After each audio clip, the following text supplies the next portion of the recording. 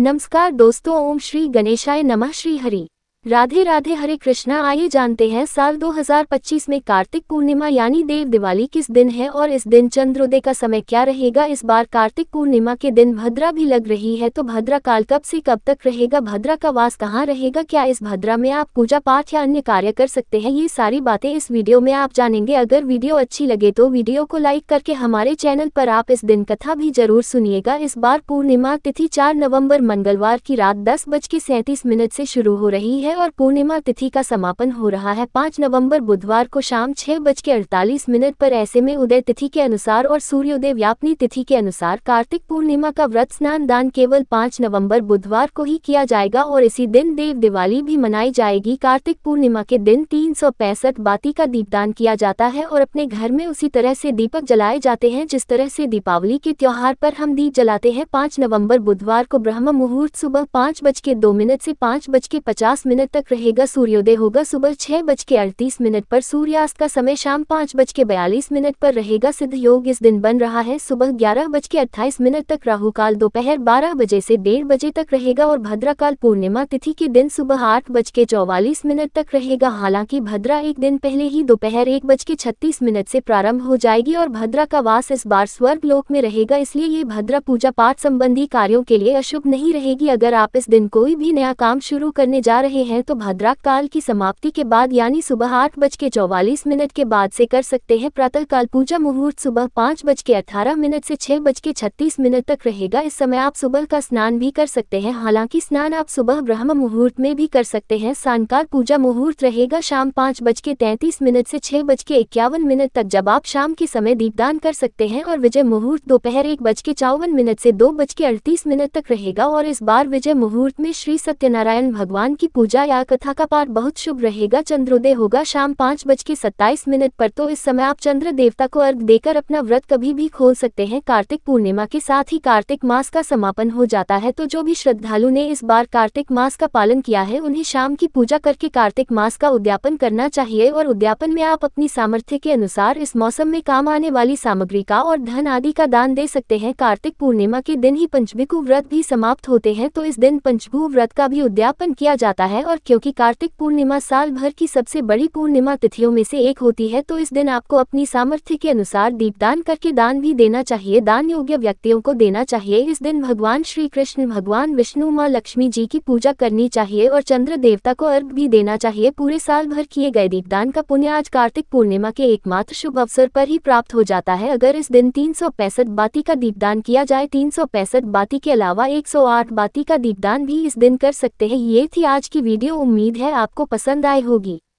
धन्यवाद।